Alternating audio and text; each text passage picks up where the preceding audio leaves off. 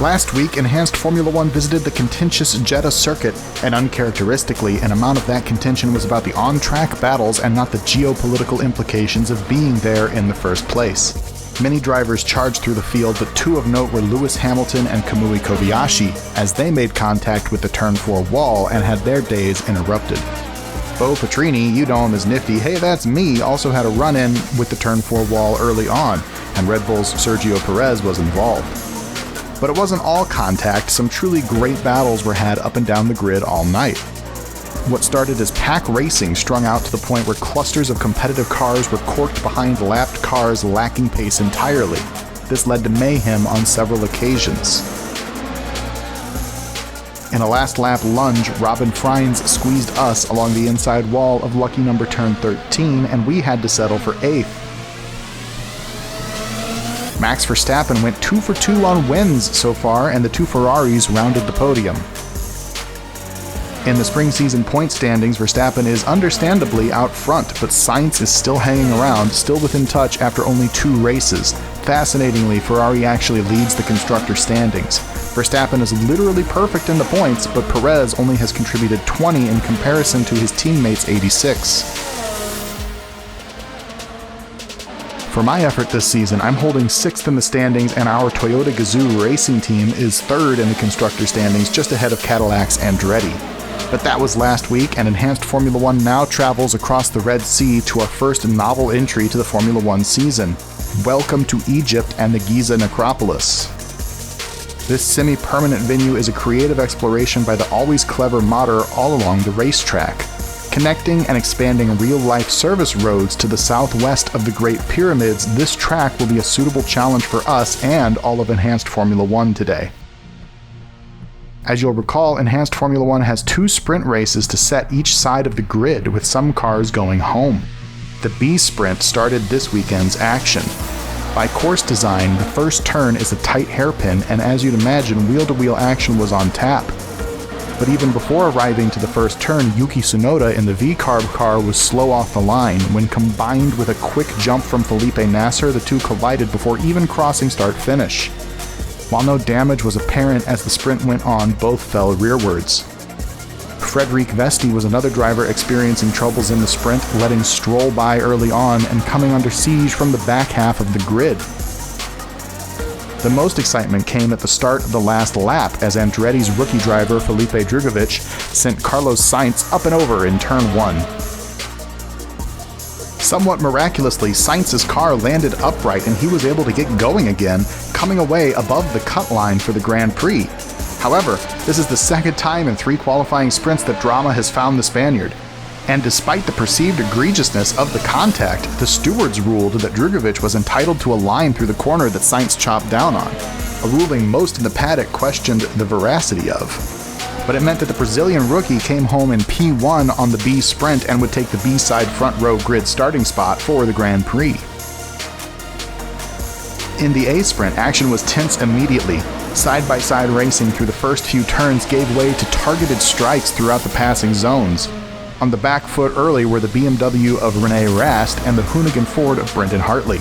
They were bullied back into flirtation with the cut line, Hartley even trading paint, as they say, with Lewis Hamilton. The one car not able to solve Brendan Hartley was the Martini Porsche of Callum Ilott, who finally made the pass around the ailing Ford too late in the sprint to make it into the field. Unsurprisingly, it was Max Verstappen grabbing the top spot in the A Sprint and the race pole for the 3rd time in 3 tries. And after 2 competitive sprint races, the Grand Prix starting grid was now set.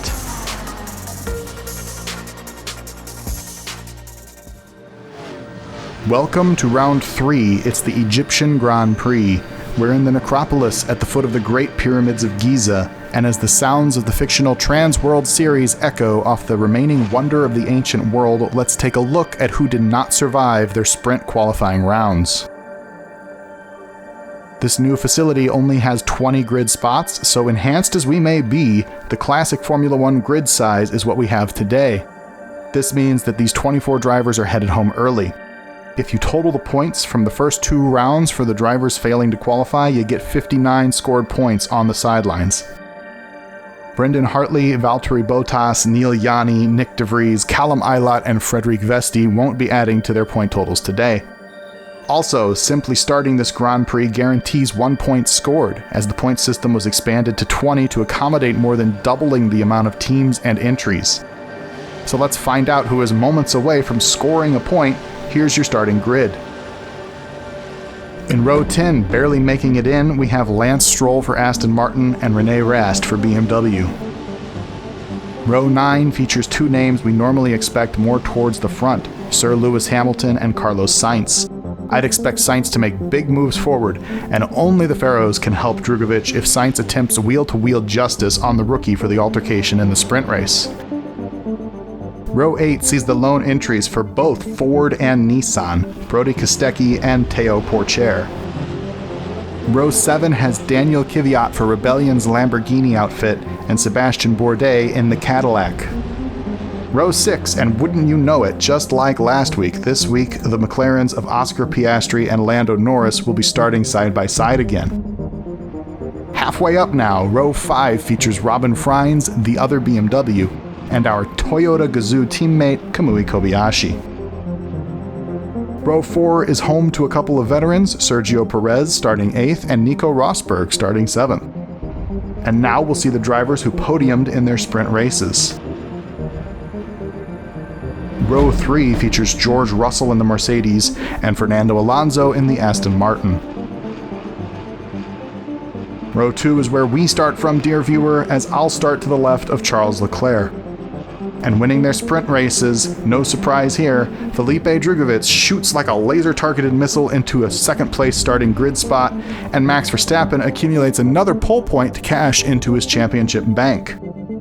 You can assume Drugovich needs a good result. While starting on the front row usually means job well done, in this case, a maximum of media attention will be on the youngster during the Grand Prix, after the way he dispatched of Sainz in the B-Sprint. Verstappen, meanwhile, approaches this new venue with the ease you'd expect. He'll be looking to make it a perfect 3-for-3 sweep of the Middle East tracks to start the season. As for you and me, viewer, we've got a season-best starting spot of 4th, so I'll do my best to make the most of it. Let's climb into our Toyota Gazoo racing entry for the Egyptian Grand Prix. Hello out there. Welcome back to my 2024 Enhanced Formula One spring season.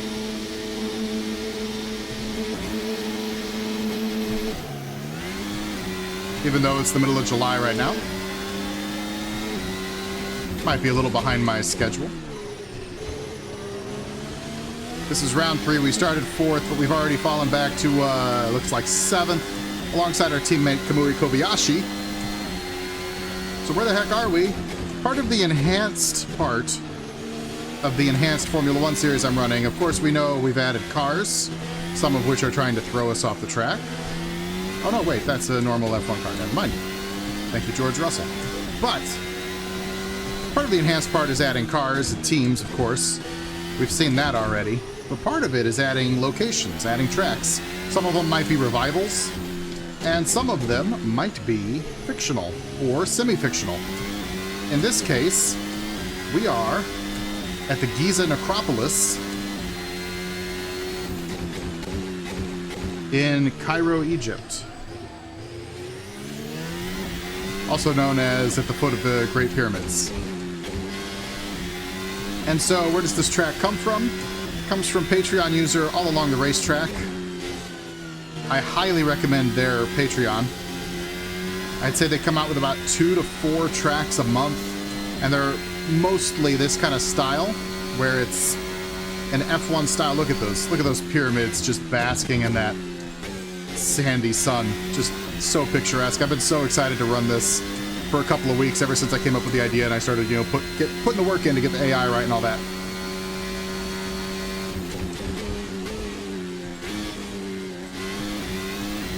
But yeah, All Along the Racetrack, they make tracks 2 to 4 a month, and they're all realistic enough F1 circuits. Sometimes they're revivals, sometimes they're fictional, sometimes they're, in this case, using a realistic enough premise to come up with a cool Formula One track. What do I mean by that? Well, there's a lot of land to the southwest of the Great Pyramids. Wow, what a dive bomb from Perez. There's a lot of land to the southwest of the pyramids that doesn't have much going on. It looks like service roads, a helipad. I think there's like a tourist information center. Just, you know, in some reconnaissance I've done on like Google Earth. And so there's nothing here really. And so you could totally put a racetrack here. I don't see why you couldn't. Now that said, maybe the empty land serves a purpose. Maybe it's a cultural purpose and it's like insensitive on some level. And if that's the case, you know, accept my apology and, you know, educate me in the comments, because I love learning about different cultures and stuff. And it's an necropolis, so, you know, part of the reason I say that is because it is a burial ground. But on the off chance that it is just kind of service roads and, you know, space, this is a cool racetrack. It uses those roads and it kind of adds, it widens them and it connects some of them together in novel ways to create this layout. Again, just a beautiful look at the pyramids. And, you know, I mean, if there is nothing culturally offensive about it, I could totally see, you know, Egypt doing this for tourism or something. Also, in all along the racetracks on their website, they mention that this is a semi-permanent track that, in my mind, that would mean that like the grandstands could be taken down, and other than, say, the paddock to my left over here, everything would probably be able to be packed up year to year. And I think that's a cool idea too. Holding 8th.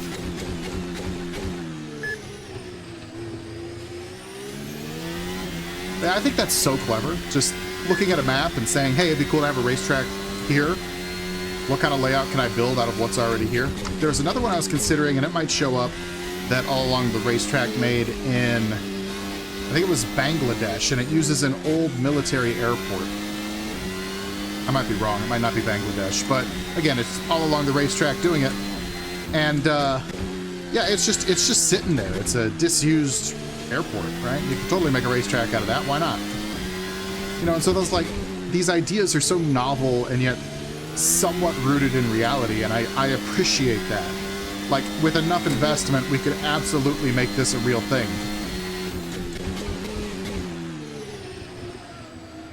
I don't know if I talked about it. I'm on kind of a bit of a disadvantage here. Full tank of fuel, and I'm on the hard tires. I think they're called the mediums, but they're the second hardest tire. And they're on the ultra softs. And that's kind of where we're living for this one, to get a good race out of the AI. Beautiful sunrise here in Cairo.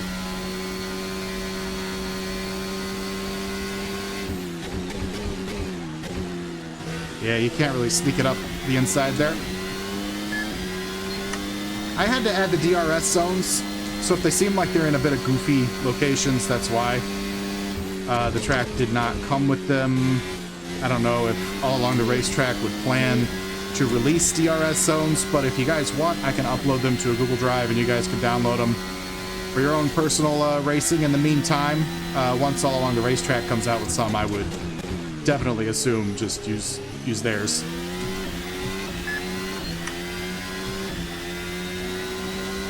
This would not be the first Grand Prix held in Egypt. Oh boy, we got a little notepad on my right, by the way, that I'm just trying to remember history and like facts I wanted to bring up for the video. As Norris just, man, he just motors by both me and Russell. Well, maybe not. But like, I got stuck behind Russell and Norris just kind of like swooped in there and took the spot.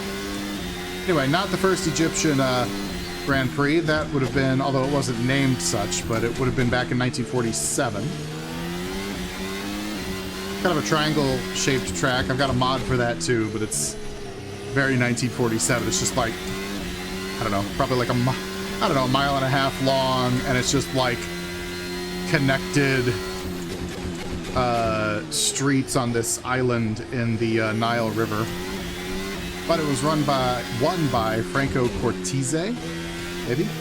Cortese? Driving a Cisitalia. And Cisitalia, this is the last bit of trivia I have, then we're just going to focus on actually racing race cars.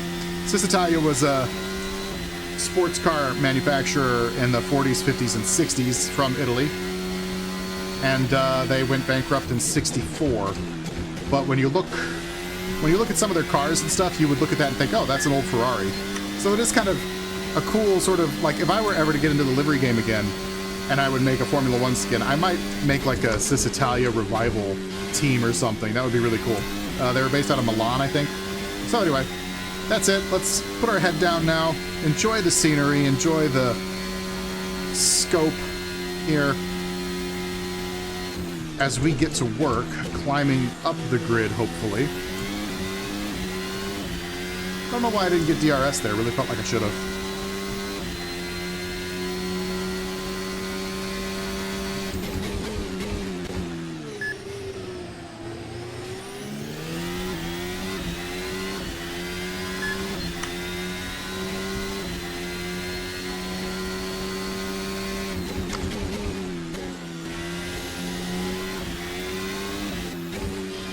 Maybe we do very briefly shift up to fourth there. I don't know.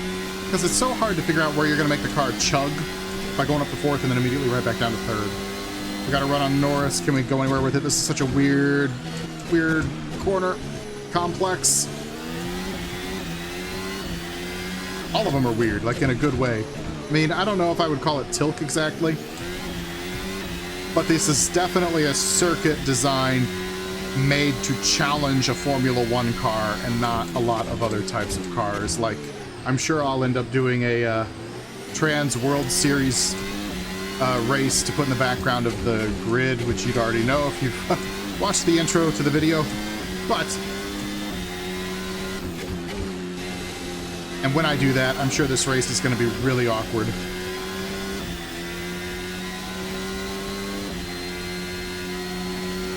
That race, not this one. Again, like oh man, he really covered us off there, but we might, nope, he's gonna, yeah.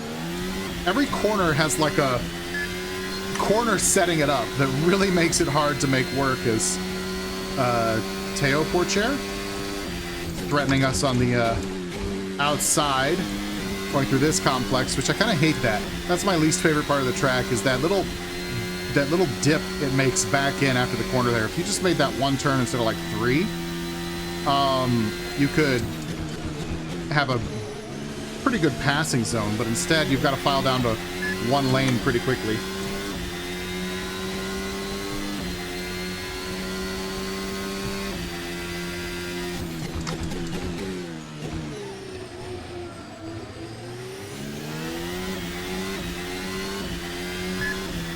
Porcher's over there in a Nissan, trying to get the best of us in a Toyota, so that'd be a bit of a Japanese manufacturing battle that's going on right here, and I don't want to lose it. Come on. Oh, he snuck it in for DKR Racing, which is a, if I remember correctly, and I set this up like 3 months ago, I might be wrong, but Porcher has some kind of connection to the sports car team DKR Nissan, and so that was easy one to make, considering Porcher is talented, but also a bit of a free agent. As we've fallen back to 10th, come on. I think we need to use more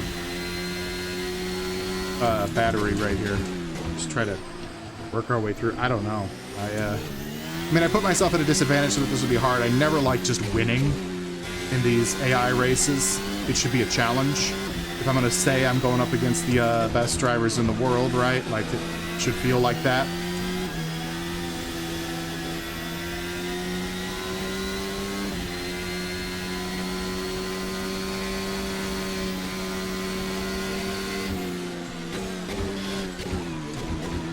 Lock it up a bit, but can we keep it? Yeah, okay. All right, there's a pass done there.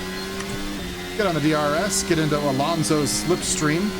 I don't know if we can get two done here, maybe. He's outside, okay. Oh, I forgot to turn on my spotter. Oh well. Radio's not working today, guys. Yeah, they get real slow around this bend. I don't necessarily know why in comparison to myself, which is part of why I've had to make us so differently abled here with the hard tires and the full fuel, because I need the lap times to kind of equal out, and so they're pretty darn fast everywhere else, but then you get to that long right-handing arc, and they choke up, and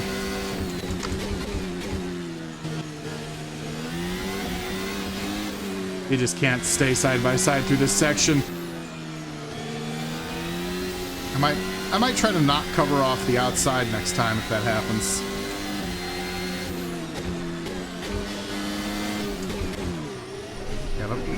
Yeah, yep, that whole section is it's hard to deal with. Because you're asking the car to do different things with the weight transfer. And so you can't just throw it inside when you're already kind of turning. You know what I'm saying? Like car does not want to do that. Oh, and another spot, that long right-hand arc, but also right here, they're pretty slow. Like I can really kind of take advantage of them just in that turn.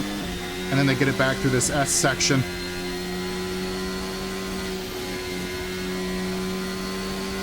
And then here, I'm just kind of forcing issues I shouldn't. Oh, God. Yep. Okay. Glad we didn't kill anybody there. That was scary. Although everybody, oh my goodness.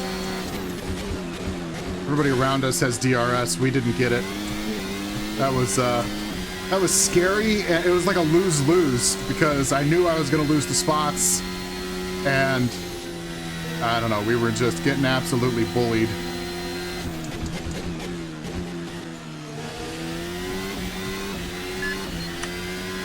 There we go. Ooh, okay, all right. Still a long way to go on this one. We got time to figure this out.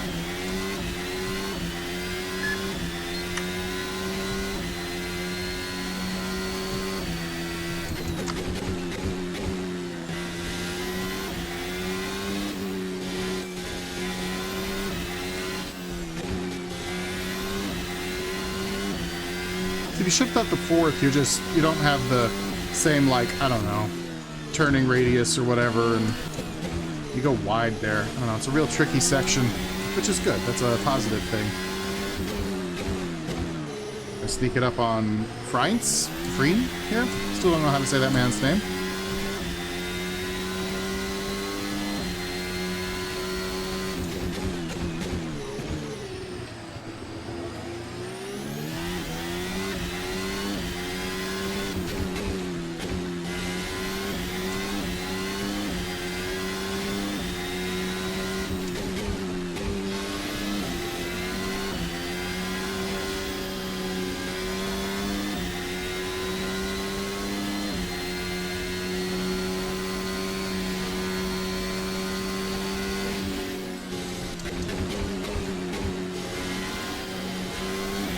That's a way easier way of getting alongside.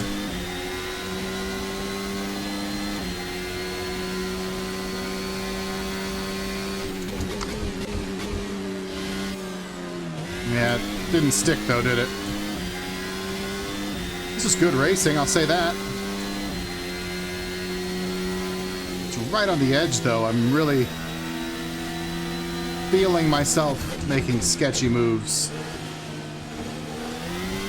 Did you hear that? Definitely an extremely slight amount of contact with Freen there.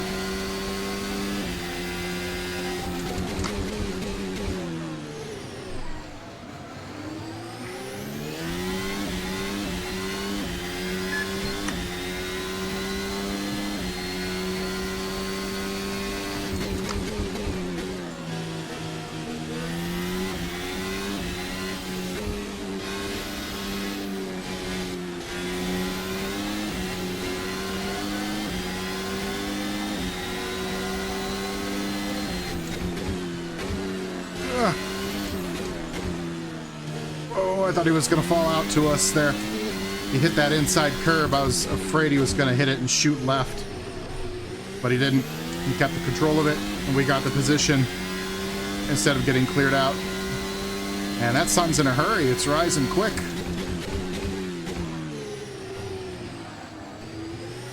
I told it to do 2 times speed on the weather setting or whatever for, like, you know, the clock.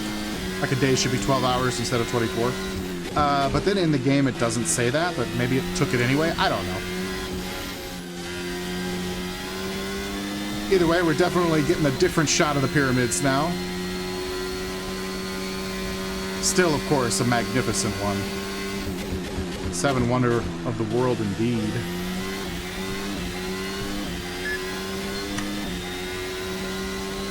As we are 9 laps working to the 10th lap into the Egyptian Grand Prix.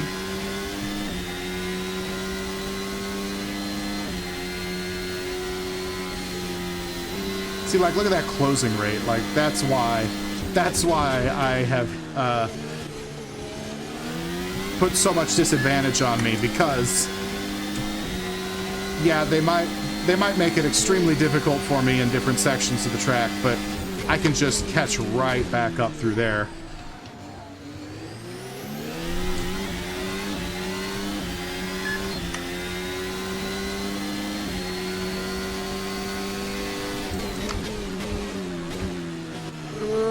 Okay. I mean, I was kind of hoping I'd be able to get out. That is not... Oh, God. Okay. I had to back out of that because he just snuck it up there. That was pretty clever. But that was definitely one of those moments where a real driver says, look, you're entitled to close the door, but if you do, you're taking both of us out. So, fair play to Robin Frein there.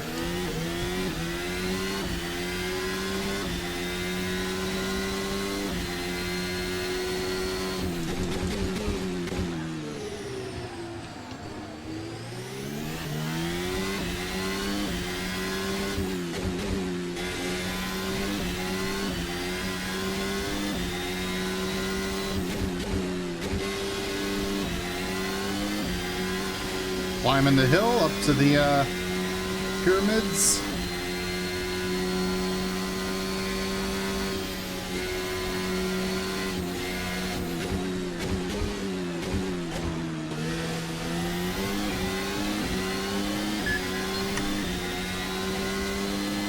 Some intense racing action here. Oh boy, oh boy. Yep, that was my fault. Alright, looks like everybody kept going here. That was good. I missed the... I just did not see the brake markers, and I thought I had a little bit longer to go into that turn. Whoops. That said, it's hard to feel much sympathy for Alonso, who is driving extremely defensively and also definitely is the cork in the bottle. Alright, Perez is coming on over.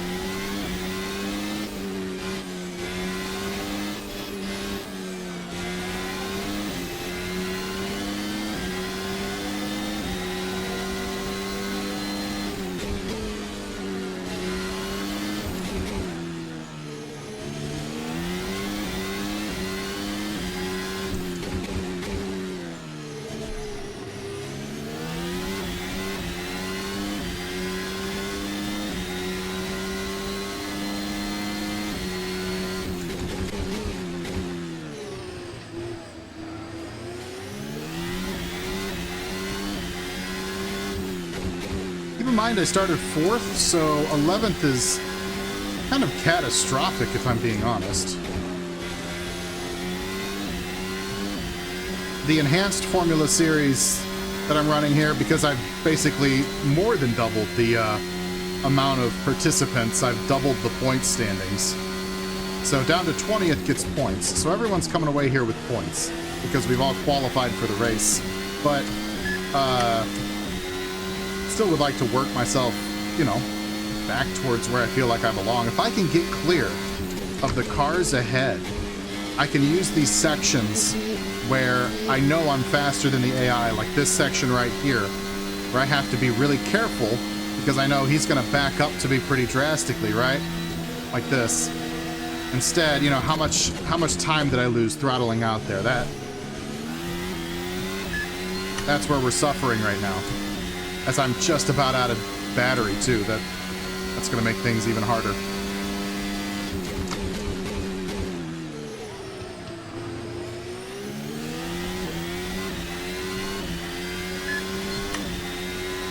I think he's right there. Don't hit him. Definitely wish my radio was working.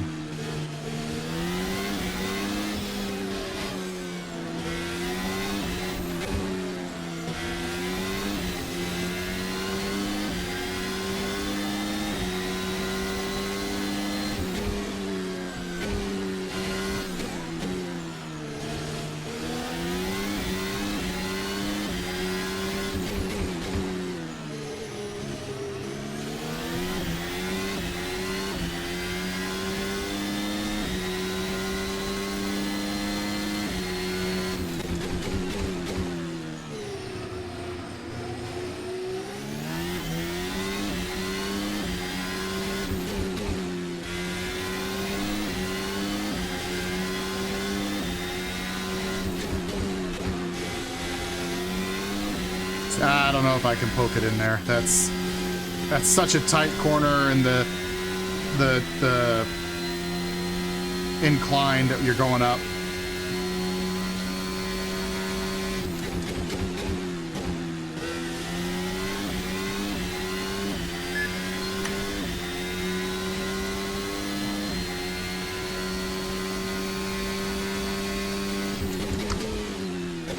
Everyone else is figuring out ways around Alonso, but I just can't.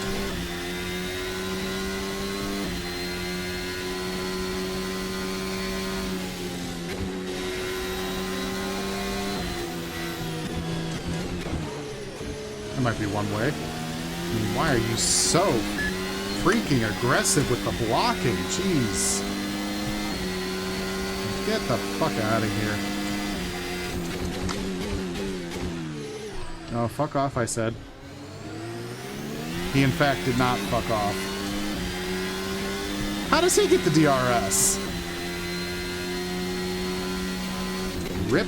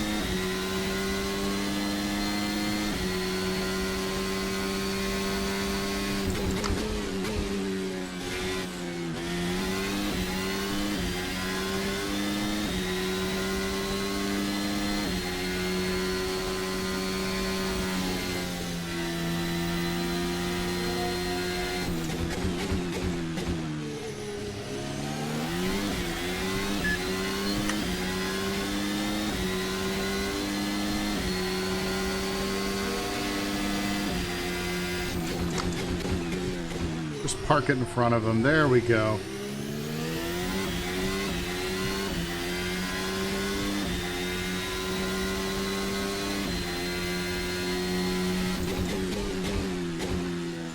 block him off. All right, we are free from the shackles of Fernando Alonso there.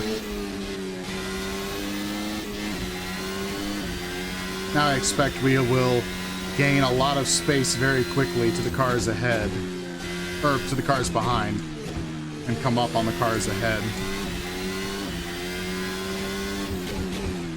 Including some old scores in Porsche, Freen, and Norris. Norris is way far ahead though, so I don't know about that one actually.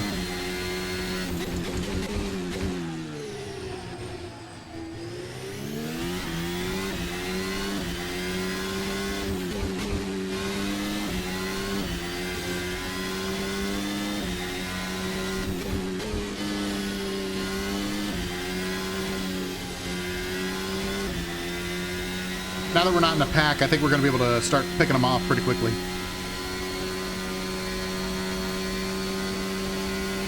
And I'll look in a second, but I think we've just about saved up our battery.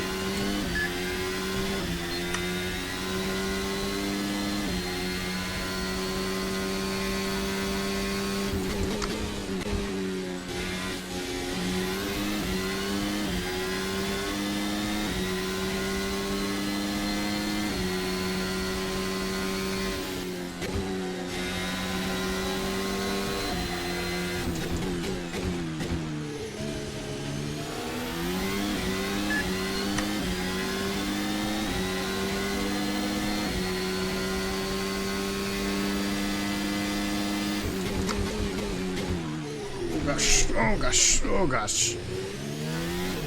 Got that all out of shape, but Porsche didn't know where to go. Poor guy.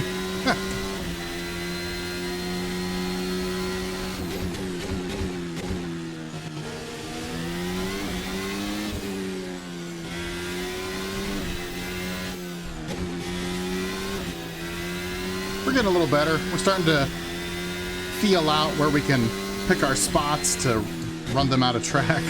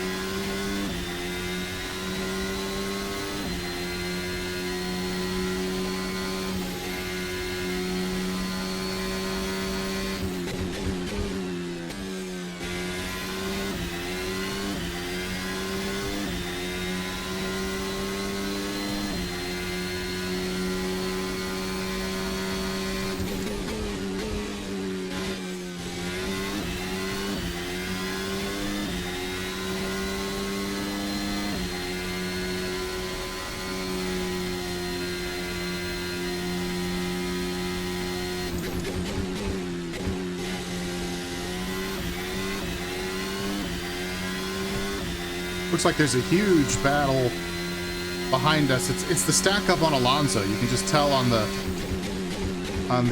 bottom left on the standings on the gap. Everybody is stacked up.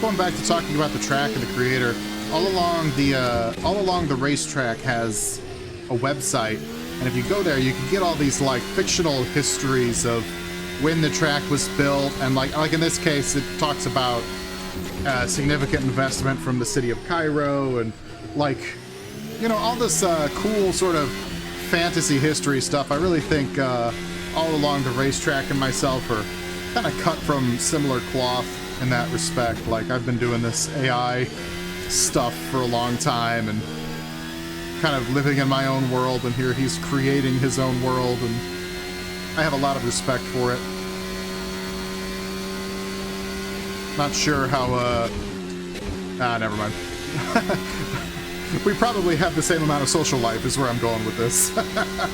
But that's a different story for another time, I would suppose.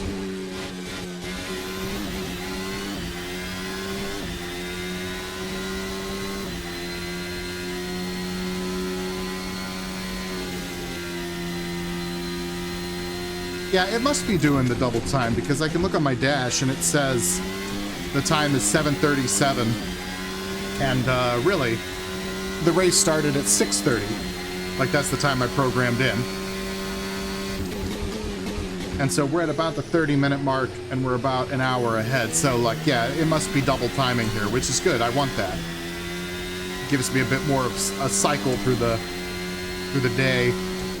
And it kind of makes it believable because I have kind of reduced the length of these races to 50%. So normally I would say at a track like this with lap times like this, you'd be looking at a 50-lap Grand Prix, but ain't nobody got time for that, especially with the amount of editing I'm doing lately. That just literally doubles everything. And as you guys can tell, the turnaround time on these videos, I'm hoping to get better about it, but the turnaround time is pretty slow because of all the extra footage and stuff I'm adding to it nowadays. When I did the 2022 IndyCar season, and I completed that with like 40-something races, I wasn't doing nearly as much video editing. I would just go back, watch through, and when there was kind of like a dull part of my onboard, I would skip ahead. Now I'm adding, you know, battles throughout the field and going up the wrong gear, and you know, setting the stage with all of this like grid pre-race stuff, and having a whole new series called the Trans World Series that's in the background to create scope, and, you know, really trying to create an atmosphere with these videos and make it feel somewhere between like a simulation of racing, but also a simulation of viewing, right? So you're not just watching sim racing, you're watching sim viewing of a Formula One event, ideally, in a universe where there's way more cars and tracks. But so because of that, the turnaround time has just grown exponentially, and I like it. I get bored very quickly and then kind of depressed when I have like a checklist that I do and there's no, you know, creativity or novelty to it. Like, it's why every video, I think, I'd like to say every video gets a little better. And that's why, because if I just sit on what I've been doing with these kind of videos, I get restless, I get bored, and it starts really impacting my motivation to do things. And so I'm always trying to come up with new ideas and things like that. And you guys are very helpful in the feedback and giving me ideas on how I could improve things or add things or change things. And so, yeah, shout out to y'all.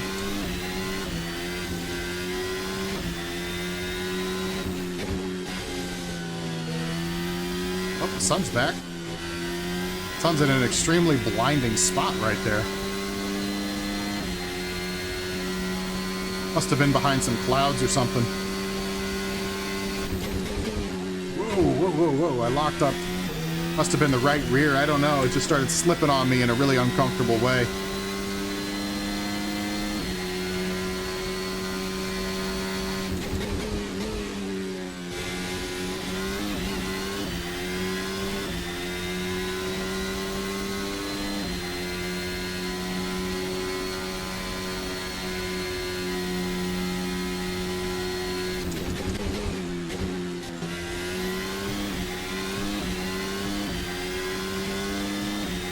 I do like, now that we've hit the third race in this season, I like how everything is kind of playing out. I think we found a good kind of like happy medium for the teams and stuff, where you're starting to see, like, Red Bull's at the top, you'd expect it. Ferrari's at the top, you'd expect it. But Toyota is a strong team. I think BMW here is. Ford is. And so it really adds to that feeling where it's not just, oh, driver good, it's team good. You know, it's, the BMWs are strong this year, right? Or, oh, in this case, the lucky Suns are bad. But you would expect that, given their kind of comical petition to join Formula One, where they're just, I think they're just like a YouTube group, and they're like, hey, can we have a Formula One team? And Formula One's like, no, we're rejecting Andretti's. We're obviously rejecting you. That's real life. But see, I'd rather live in a world where Lucky Suns and Andretti are in, and they both have to prove what they've got, right? But alas, that's not the world we live in. Instead, it is a world of money, finance, politicking.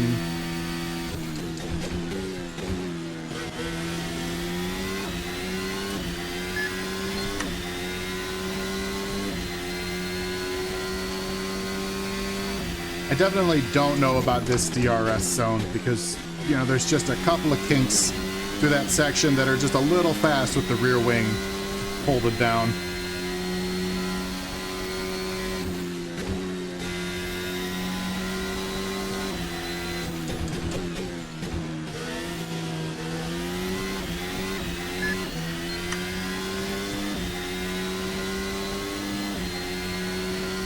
About, I guess, 6 laps to go.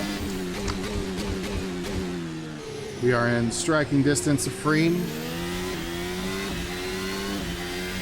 He's had pretty good pace, though, so unlike when we got up to Alonso or Pourchaire and it just felt like it was a matter of time before we sorted it out, this one seems like a good one-on-one fight.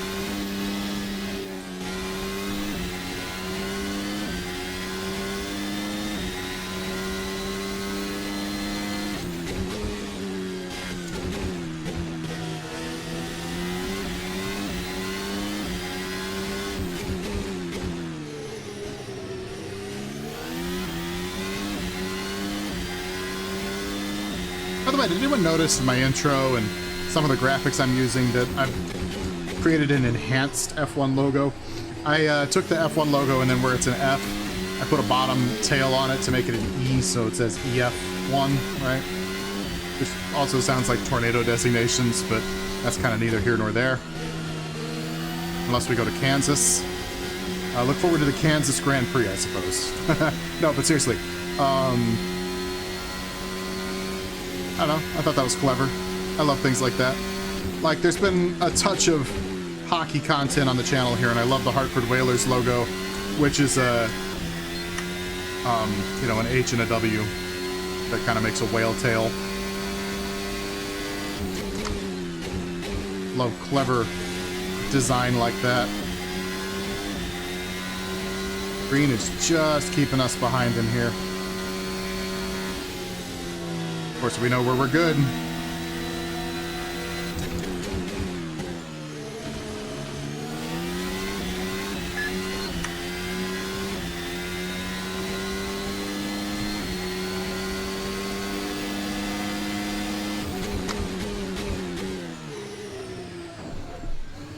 A little bit of contact. And the battery on full attack here. Trying to get this over and done with.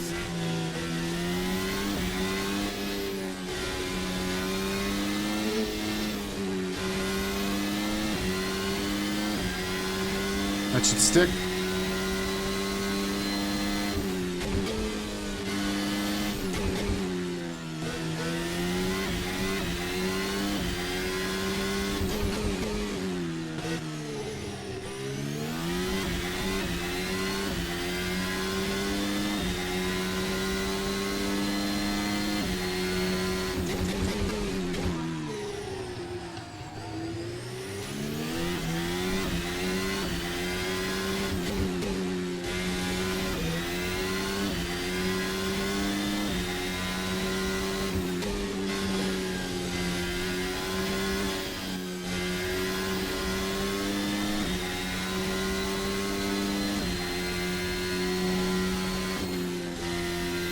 Let's not run off the road, Nifty. That sounds like a bad time.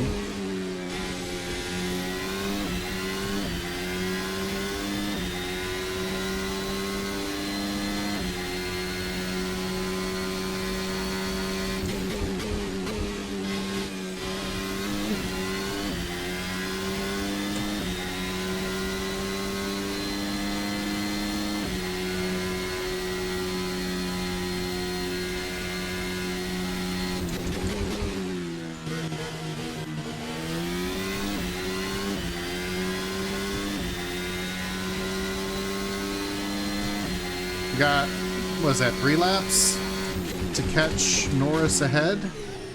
Rosberg and then our teammate Kobayashi. I don't think that's happening. We're pretty far back.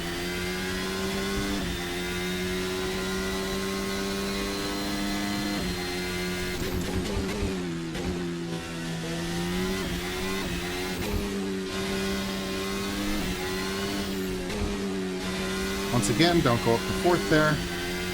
Really sets you up poorly. Come on, Nifty, you know this.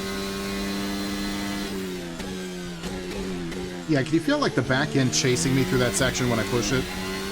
I can. Feels like I'm about to lose the rear. And you know, the fact that I have the added weight of the fuel does not help that situation at all. The weight transfer is brutal going through there. But, you know, I'm making it work.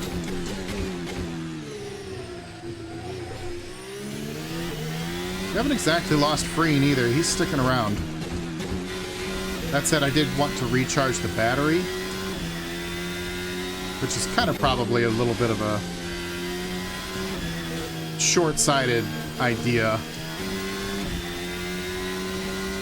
since we don't have much time left in the Egyptian Grand Prix here.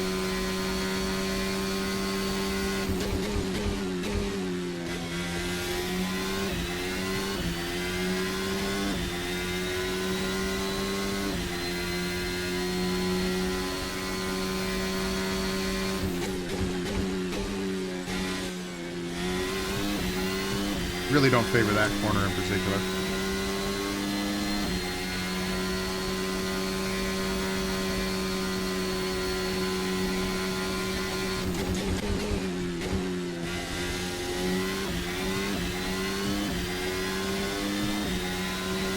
Maybe this is 3 to go? Is there a way it can count down laps? That would be helpful. Well, that fuel lap does. Even though I'm not using any fuel. Yeah, 3 laps left, okay. It's hard to know because, like, you just do math. 25 minus 23, that's 2. But you have to do lap 23, then you have to do lap 24, then you have to do lap 25. But some games do it as laps completed. So it would be you've completed 23 of 25. And so, anyway.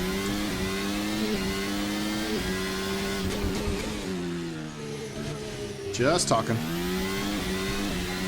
Green is still hanging around.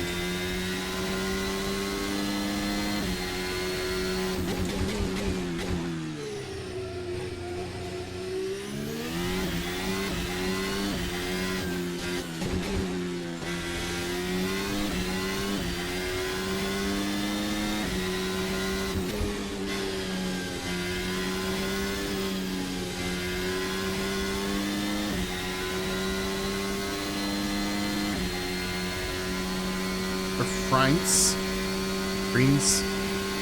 I really don't know. The spotter says, Freinz. I think he says Freinz. But I always thought it was Freen. I looked up a pronunciation guide, and I thought it said Freen, but this was like 10 years ago when he was first on the scene in like DTM or something. Don't hold me to that either, but that guy.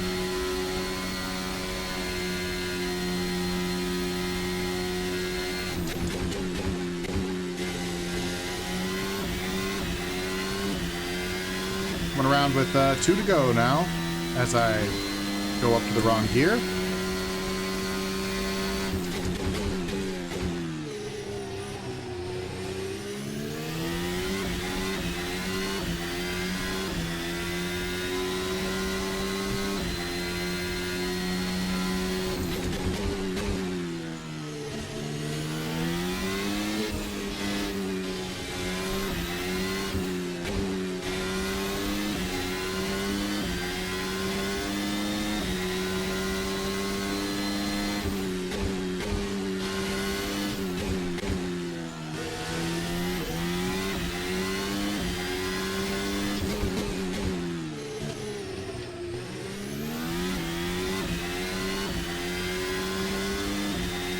But I don't think there's any chance of catching Norris, Rosberg, Russell, those guys up there.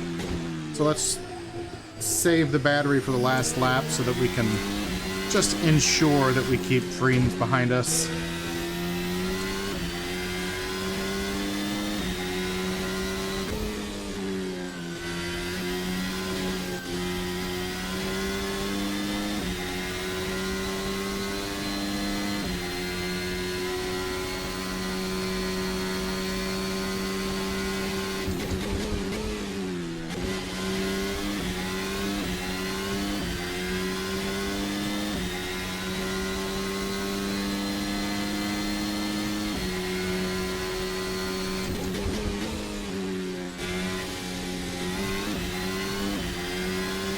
Although, going down on the battery, we've actually kind of cleaned up the lap and extended our gap, so that's fun.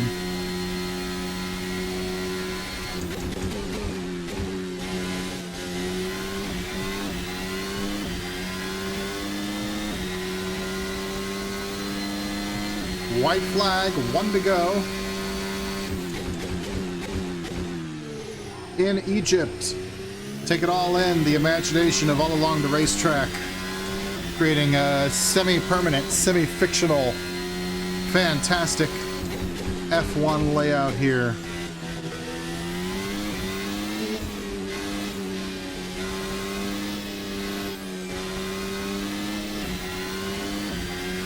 And of course the beautiful shaders and whatnot from Custom Shaders Patch and Pure and all that stuff, enhancing the experience. And yours truly.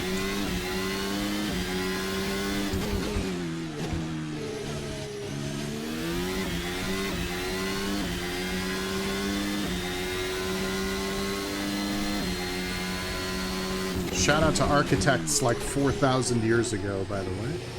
It's also a good mention.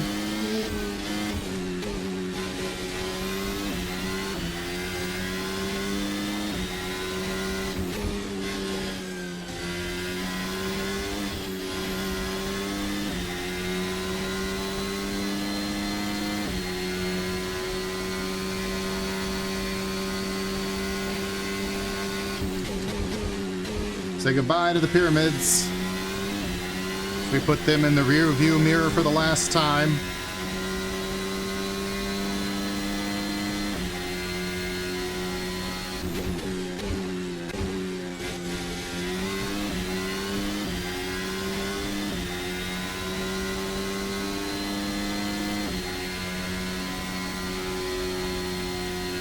All right, final corner.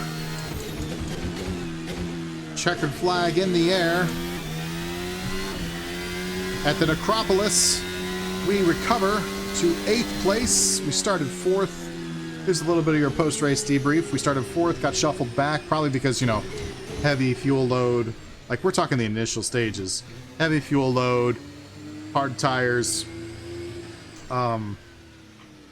So we got shuffled back, and then it was hard to get things done for those same exact reasons. We were faster than a lot of the guys we were around as far as, like, the lines we were taking and everything, but by the time you get side by side, you're off the line. And then you're trying to make things work with unideal conditions as far as your tires and your weight and things like that. So that's kind of the post-race debrief here.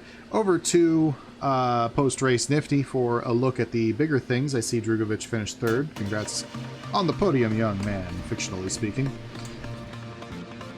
Drugovich did finish 3rd. Leclerc 2nd, and going 3 for 3 on the season, Max Verstappen wins the Egyptian Grand Prix. But it seemed slightly more difficult for the Dutchman than normal, so we'll have to keep our eye on that. Fernando Alonso sank like a stone in this one, having started 5th to end 13th. Aston Martin teammate Lance Stroll was also off the pace, finishing last in the Grand Prix. I had expected more of a valiant charge through the field from Sainz, but it didn't happen. He did improve to 15th from an 18th grid spot, but the pace was in the car and he just didn't extract it. Verstappen increases his lead in the standings. We stay in 6th place. On the constructor side of the table, Ferrari and Red Bull are in a dead heat at 159 points each. My team, Toyota, brings up 3rd with 96. One interesting trend is the disparity between some drivers on teams. While Ferrari, Toyota, and BMW have consistent drivers, each within a handful of points of each other, two teams are developing an uneven spread. Max Verstappen leads the drivers' table, but his Red Bull teammate Sergio Perez is 99 points behind him. Similarly, Nico Rosberg is having a fine return to Formula One, holding 5th in the standings, but his Peugeot teammate, rookie Frédéric Vesti, has only managed 2 points on the season. Speculatively, job security could be called into question. You can see the rest of the standings and positions on the screen. Find your favorite driver, find a new favorite driver. But for now, that'll do it for me. I've been Nifty, you go be niftier, and I'll see you next time.